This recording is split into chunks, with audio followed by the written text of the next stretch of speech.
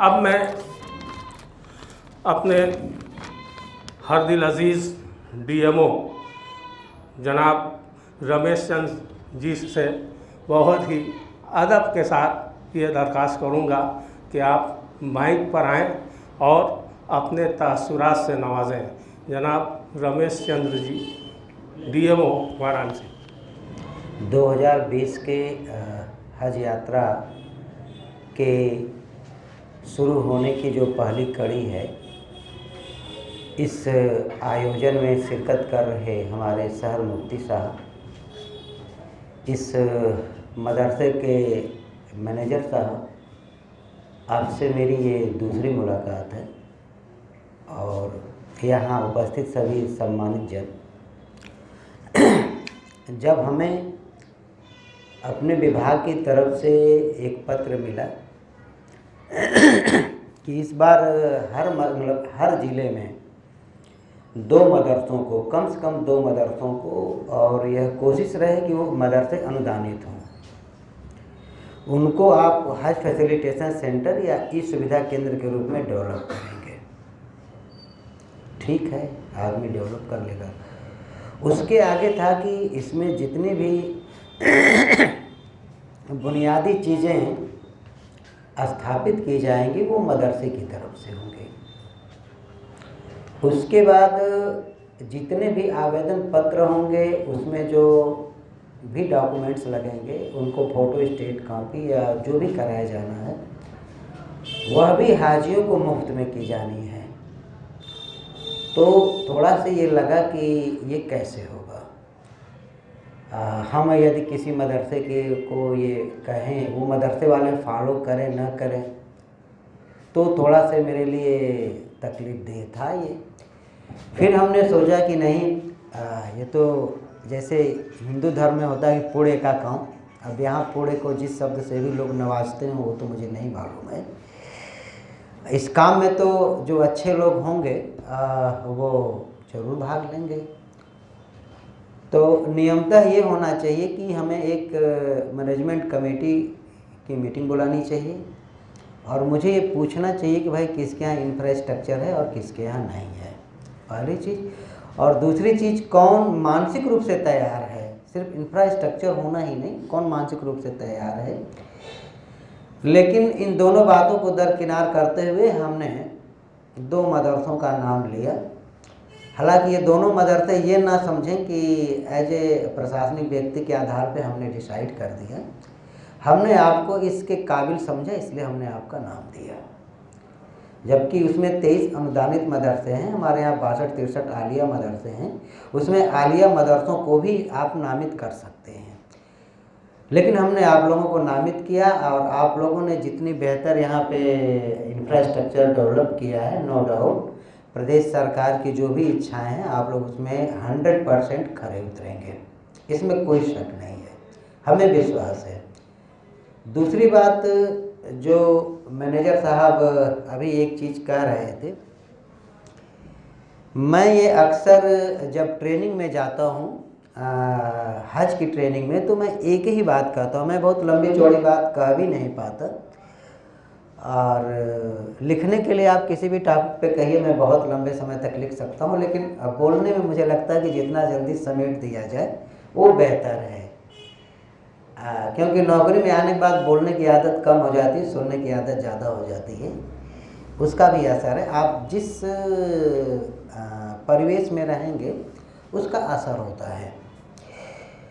तो मैं आप लोगों को एक छोटी सी बात बताना चाहता हूँ कि महाभारत जब जो एक जिसे हम एपिक कहते हैं हिंदुओं में, उसमें पांडव और कौरवों दोनों के एक ही गुरु थे, द्रोण।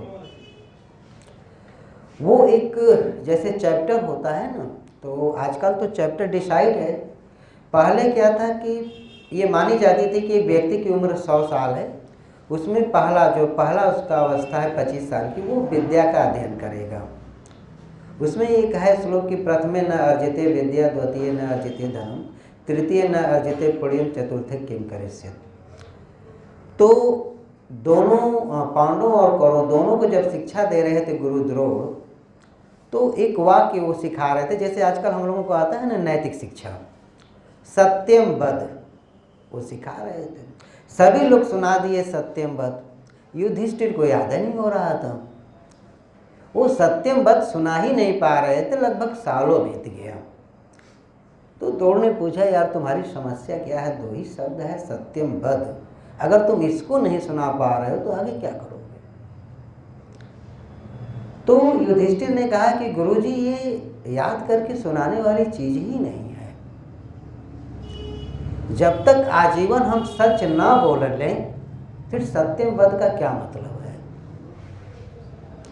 तो वही चीज मैं समझता हूं कि हज पे चले जाना, वहां से चले आना, इसका मकसद तब तक पूर्ण नहीं होता जब तक कि जो भी उसमें चीज़ें हैं निर्धारित की गई हैं, हालांकि हम लोगों को नहीं मालूम है, जो भी चीज़ें निर्धारित की गई हैं उस पे, ये उस मानक पे जब तक आप खरे नहीं उतरते हैं, फिर वो एक टूर प्रोग्राम से ज़्यादा कुछ नहीं हो सकता मेरी नज़र में। तो इसलिए ये तो जो जाएंगे उनके लिए है। दूसरी चीज़, जो सरकार ने हमारे मदरसों पे एक बहुत बड़ा एतबार किया है, बहुत बड़ा भरोसा किया है, तो मैं चाहूँगा कि उस भरोसे को हमारे मदरसे को लोग कायम रखें। ये बहुत अच्छी बात है। जहाँ चूँकि मीडिया के बारे में मुझे कुछ नहीं कहना है, आप चैनल खोलिए, आपको पता चल जाएगा कि उस पर क्या चल रहा है। भाई हर आदमी को अपने जीने के लिए कुछ न कुछ करना है, तो मीडिया भी अपना काम कर रहा है, इसलिए हम उनका दोष क्यों दें? मीडिया वाले थोड़े कह रहे हैं कि आप काम धाम छोड़ करके चैनल खोल के आप आइए और देखिए कि हम धार्मिक बातों में कितने पारंगत हैं। इसी शहर में पैदा हुए हैं कबीर जी। कबीर ने कहा है ना कि पंडित बात बदनते झूठा। पंडित का मतलब पंडित जाति से नहीं है, कि जो लोग धर्म शास्त्रों पे शास्त्रार्थ करते हैं, धर्म शास्त्रार्थ करने की चीज ही नहीं है।